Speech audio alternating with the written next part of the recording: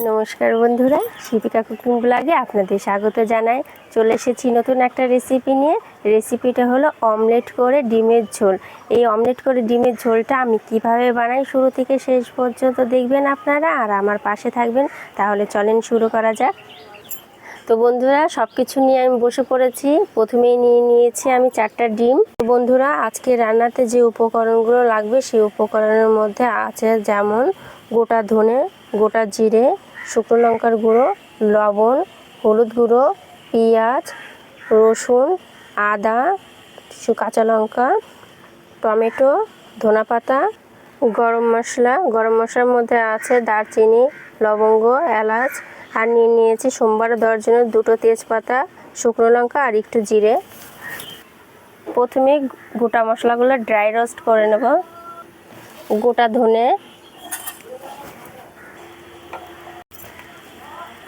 ধনেটা ভাজা হয়ে গেছে, এখন নামিয়ে নেব। এখন ভেজে নিচ্ছি গোটা জিরে,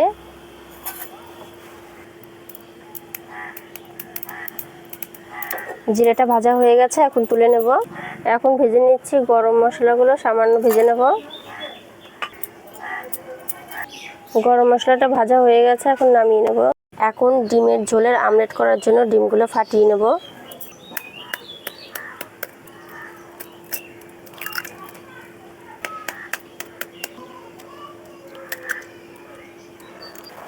এখন এর মধ্যে দিয়েছি লবণ, একটু হলুদ, একটু শুকনো লঙ্কার গুঁড়ো, একটু ধনেপাতা,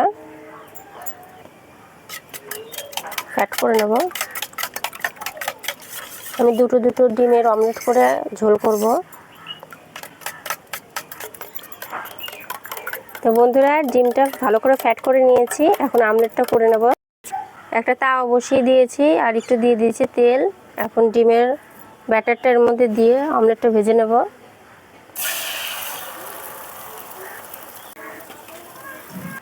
বন্ধুরা, ডিমটা একটু কাঁচা থাকতে থাকতে রোলটা করে নেব। যদি ডিমটা ভালো করে ভাজা হয়ে যায় তাহলে রোলটা খুলে যাবে, ঝোলে দিলে রোলটা খুলে যাবে।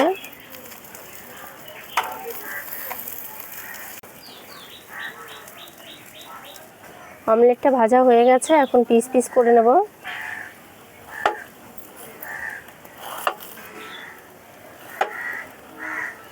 এখন তুলে নেব। পেঁয়াজ, রসুন, আদা, লঙ্কা, ধনেপাতা, টমেটো কেটে নেব। বন্ধুরা, সব কিছু কাটাকুটি হয়ে গেছে। আলুগুলো আগের থেকে সেদ্ধ করে রেখেছিলাম, সে আলুগুলো চোচাটা ছিলে রেখেছি। এখন ভেজে নেব, আলুগুলো ভেজে নেব।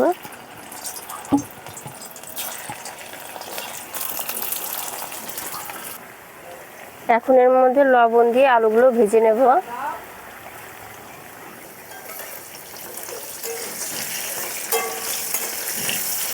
বন্ধুরা, আলুগুলো ভাজা হোক, ততক্ষণ আমি মশলাগুলো বেটে নিই।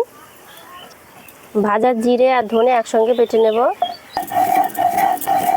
মশলাগুলো ভেজে নিয়েছিলাম, তার জন্য বাটাটা খুব সহজেই হয়ে যাচ্ছে।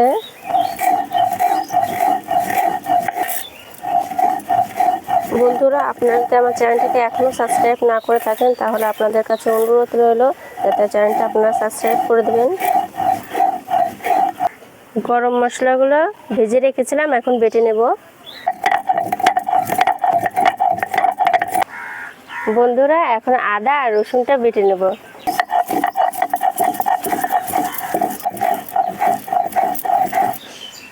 টমেটোটা এখন পাটাতে বেটে একটা পেস্ট করে নেব। বন্ধুরা, এখন টমেটো পেস্ট করে নিচ্ছি পাটাতে। বন্ধুরা, আপনারা চাইলে মিক্সিতেও টমেটোটা পেস্ট করতে পারেন, আমি পাটাতেই বেটে নিচ্ছি। আগেকার মানুষ বলে পাটাতে বাটার মশলাগুলো খেতে টেস্টি লাগে। বন্ধুরা, সব মশলাগুলো বাটতে বাটতে আলুগুলো খুব সুন্দর ভাজা হয়ে গেছে, এখন তুলে নেব।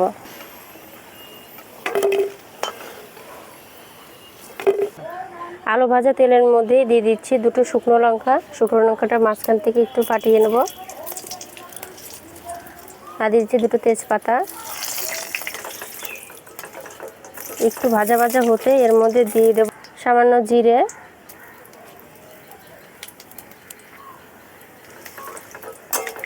এখন এর মধ্যে দিয়ে দেবো কেটে রাখা পেঁয়াজ। পেঁয়াজটাকে একটু ভালোভাবে ভাজা ভাজা করে নেব। পেঁয়াজটা লাল লাল করে ভেজে নিয়েছি। এর মধ্যে এখন দিয়ে দেবো আদা আর রসুন পেস্ট।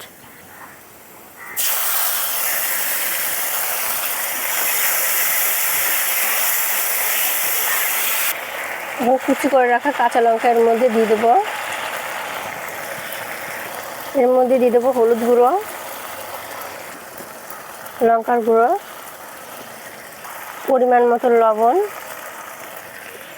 মশলাটাকে ভালো করে কষিয়ে নেব। মশলাটাকে ভালো করে কষিয়ে নিয়েছি। এর মধ্যে এখন দিয়ে দেবো টমেটো পেস্ট।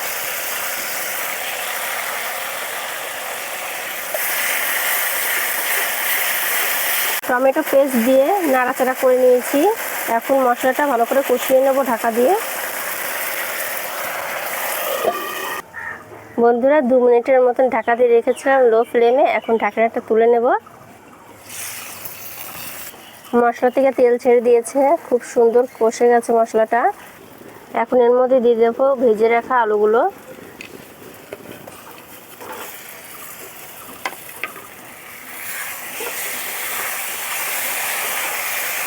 কিছুক্ষণের জন্য মশলার সঙ্গে আলুটাকে ভালো করে কষিয়ে নেব।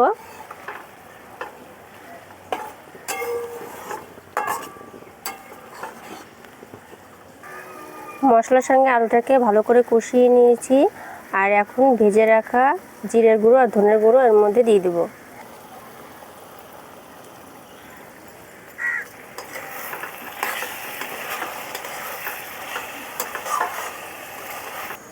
এর মধ্যে দিয়ে দিচ্ছি এখন জল।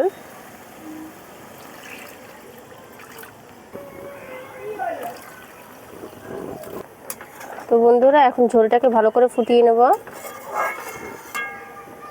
বন্ধুরা ঝোলটা ফুটে গেছে। এখন ডিমের আমলেটগুলো দিয়ে দেবো এর মধ্যে।